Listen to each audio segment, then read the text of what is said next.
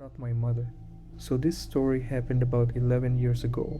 I was a senior in high school at the time, but it is the single most mind-boggling thing that I have ever experienced. It's also important to note that it happened in mid-December. I am from Iowa, and the winters here get cold at night, like if you get stuck outside, you will die kind of cold. That plus the snowfall makes everything dead silent. You can hear anything and everything inside the house and even immediately outside of it. Well, me and my best friend were hanging out in my family's walkout basement, just having a boring winter night playing video games. We were also the only ones home. The reason it was just us is because my mother went from work straight to a bar to grab a few drinks with coworkers.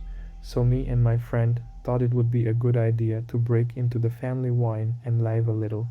As we were sitting there opening up the first bottle, I hear the door to the garage open and slam shut. I immediately go oh shit and start looking for places to hide the bottle. My friend then says, I thought you said your mom was supposed to be out all night. She was, I replied. I then heard a few heavy stomps and hear my mother yell out, Meows and Boo, anyone home? I yell back up the stairs, yup, just hanging out in the basement. I hear a few more steps move from the garage door towards the stairs, and she yells out again, Can you come help me with something? I need you up here. I reply back while frantically trying to find a good place to hide the wine bottle. Yup, give me just a minute. Then there was silence for about 20 seconds. Anyone down there with you? She yelled back in a more concerned, serious tone, in a voice that was slightly off of my mother's. This was the first thing that told me something wasn't right.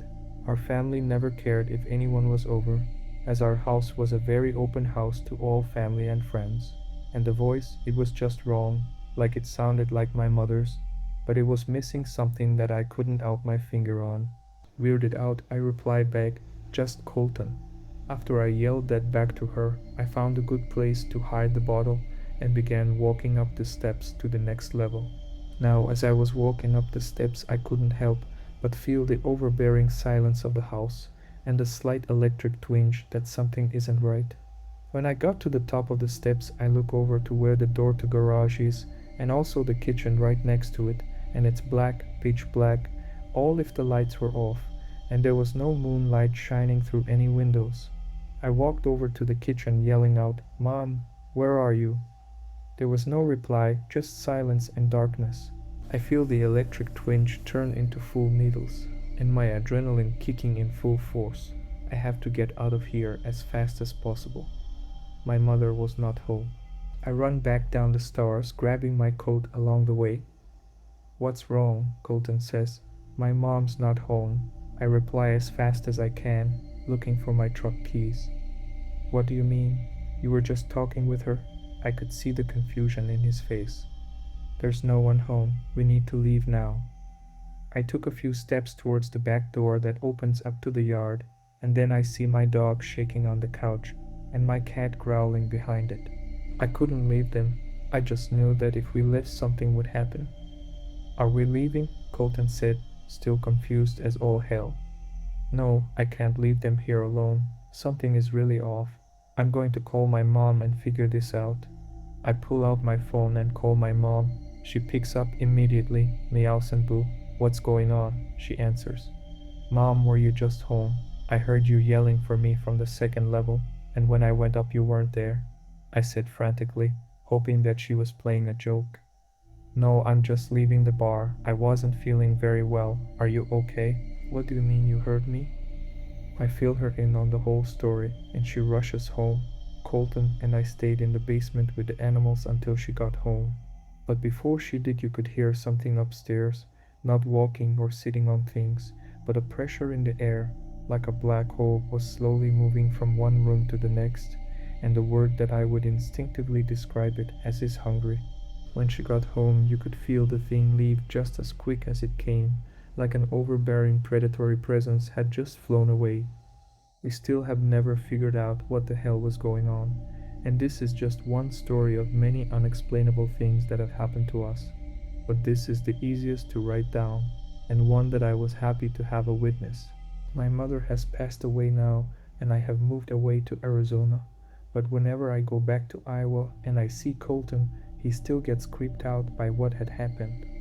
I will never truly know what happened, but I know that whatever it was that had my mother's voice, it was evil, and it was hungry.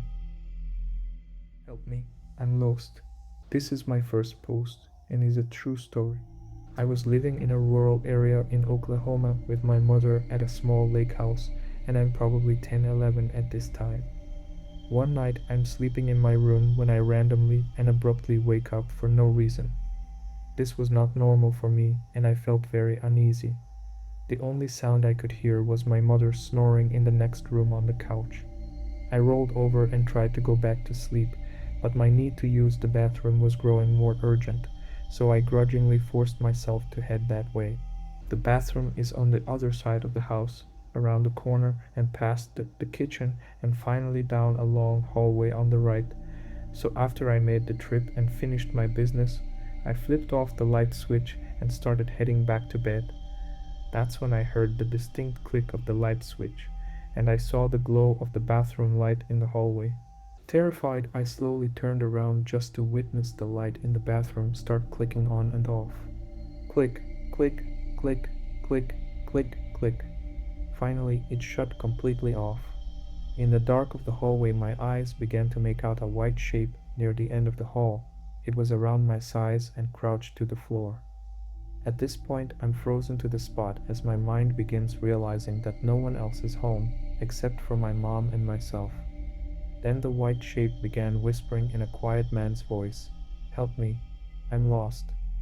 I remember wanting to scream for my mom, but I couldn't, and instead I barely said, "No," before this thing starts running at me on what sounded like all fours.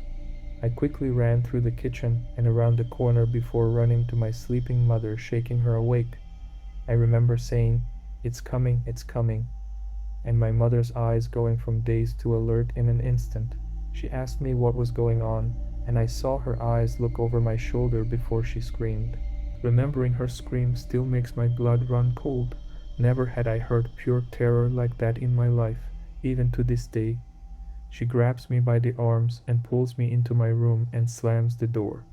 She holds me in her arms with her back pressed against the door as we listen. It sounded like this thing was running around in circles in the kitchen. We could hear hands and feet slapping against the tile. The kitchen had a sliding glass door to the outside, which sounded like it was thrown open then slammed.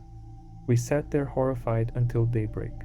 I was sent to my grandmother's in the next town for a while after that and never set foot in that house again. Years later, my mother said she went walking around the property after the incident and came across a small burial site with 3 headstones that each belonged to children from the early 19th. It freaks me out because what I heard that night was a man's voice, but it was so unnatural. My mom still will not tell me what she saw behind me and what it was that made her scream. She tells me she's afraid it will know we're talking about it and it will come back. This is the first of many weird things that have happened in my life. Being left alone at a house in the middle of the Mojave Desert. Back around 1992, I was in high school at that time. I was a sophomore, and unlike most of my friends in school, I didn't work the typical high school jobs like McDonald's, Taco Bell, some retail job in the mall, or work at the local grocery store. I was very good with my hands and worked jobs like construction, demolition, flooring, and auto mechanics. All of my contacts I worked under the table as I started working on some of these jobs at 14. It was beneficial for both of us as I was only called in when needed and I was the guy willing to only work evenings and weekends. One of my contacts worked doing remodeling projects like at restaurants, bars, retail shops, and typical commercial projects that we could only work after hours. Like I said, that worked out for both of us because I went to school and would sometimes work after school or weekends. For this one contact, it wasn't uncommon for him to leave me alone at a site and have a list of things for me to do alone, mostly demolition work. I did this while the other crew was doing the installation or remodeling work. I was the kid, but had their respect because I did what I was supposed to do and did the work of a man without complaints. I got paid good, and in one night I could make more than my friends did working all week at McDonald's. This one instance, I got a call from the guy I worked for, and he said he had a project for me, and if I could work the following Saturday. I said, yeah, sure.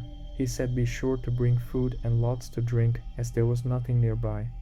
I used to have a small cooler and would fill it with drinks like Cokes, Gatorade, or whatever, plus chips and a couple sandwiches. Back then, I could eat a whole pizza by myself and burn it all off. He picked me up that Saturday morning as I didn't have a car or license yet, so he would pick me up and drive me to sites for work and leave me alone there. I rarely worked with his other crews as they were the more skilled labor guys. I was just the tear out kid. Here is the part that was my major downfall to this story. I didn't pay attention to where we were going. I was too busy talking to him, and I think we were talking about cars. You see, at the time my goal was to save up enough money to buy an old muscle car and rebuild it. It took a long time to arrive to the site. As we drove up, it was in the middle of nowhere. Now you may not think California has places like this, but back in the early 1990s out in the Mojave Desert, yes, it was big plots of land and homes more than a few city blocks apart. I knew we left the highway and went down a few other two-lane highways for a long distance. I remember he asked me about my drinks, and he pulled out a brand new jug of water that he had in his truck that looked like it had been there a while and told me to take it with me just in case. He said that the water to the house I would be working at was off.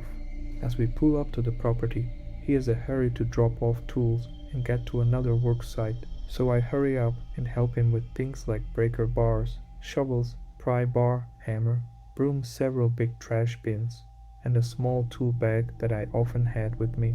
He tells me that he will be back to pick me up at about 5-6 p.m. As there is no electricity to this site either, plus it should only take me till then to do what I needed to do. That was always his way of saying, I am only paying you till this time, so you better get everything done by then. It was never too outrageous, and we always had a good understanding on time and tasks. He drove away, and I am at this property all alone. I walk into the house, it's mostly empty. My job was to remove all remaining furniture, contents, and appliances. Remove all the flooring, gut the kitchen and bathrooms, and remove all of the wood paneling. This project was going to be like what we now call a flip. They were going to fix it up and sell it. Almost immediately I get kind of spooked by the place. It was very odd. Now mind you, I am used to being on sites alone working all night. This was the daytime on a Saturday and bright outside. However, the house was old, dark, musty, and kind of cool inside, the kind of cool that gives you goosebumps. To add to the spook factor the house, let me describe what I remember about the house. Imagine walking back in time to the 1960s or earlier. Dark green carpet that looked like matted down broccoli. Pine wood everywhere that had a darker stain to it. The wood paneling wasn't the kind used in the 1980s sheet paneling, but actual board paneling tongued and groove. Old window curtains that all looked like someone's grandma made. Avocado green sink, stove top, oven, and the stuff that was left behind like old furniture, and a closet full of old stuffed animals that looked to be about 30 years old. The style of this house was like an old western ranch, as there were wagon wheels inside and outside the house. I had an old battery-powered radio, but only could get a few stations, but was just happy for the noise. I started removing all the junk from the house, and as I normally did on a project, if there wasn't a dumpster on site, I made a trash pile. I tore up all the flooring next. To my delight, everything seemed to come up with ease, and it was rip, cut, and toss. I took a big demo hammer to the kitchen and tore it apart in less than an hour. I ended up using that big jug of water that my boss had given me to wash my hands and face periodically. But by late noon, as most who know the desert, the dryness also starts to take moisture from you, especially if you are working in it. So by late afternoon, I am down to my last drink, and I had already ate everything I brought. No worries, I thought the guys should be here in a couple hours to pick me up. As the time gets closer for them to arrive, I am all done with my tasks. I even sweep the entire place, and it's now ready for the rehab crew to get to work making this place look modern. The time of year I was out here, it wasn't a typical hot desert day, but you know, in the desert, as soon as the sun goes down, it starts to cool rapidly. I had a flannel shirt, but that wasn't enough, and it was starting to get dark. This was the time before cell phones were common, and well, there was no electricity, water, and phone service to the house. I climbed up to get on top of the roof of the house to get a better look to see if I can see something in the distance. And what looked like miles down, I saw a smaller road that this dirt road lead to and a few homes, but those homes were all in dark. My first thought was hike down to a neighbor's house and ask them to use the phone. The nearest house, no one was home, and this home also looked abandoned. If you remember, the early 90s was the start of a decline of the economy and recession, so it wasn't uncommon for a lot of foreclosed homes in a tract of homes. A lot of those I worked on at that time.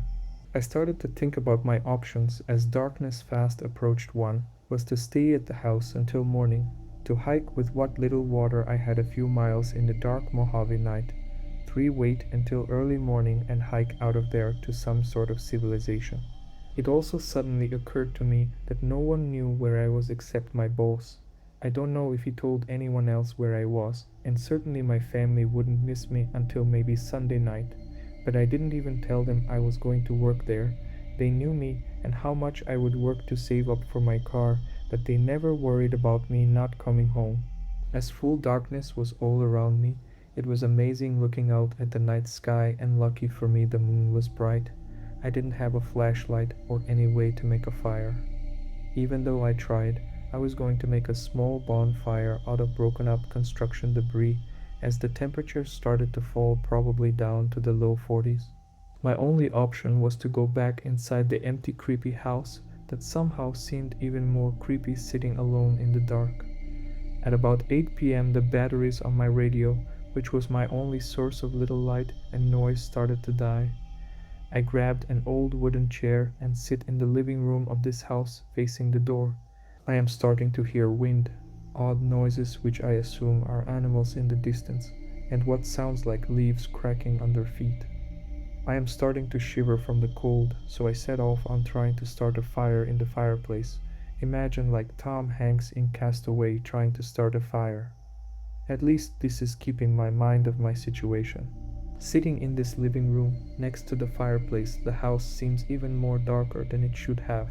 Mind you, in the daytime, the inside seemed dark, so with only the moonlight, I was pretty much sitting in complete darkness. My mind starts to play tricks on me.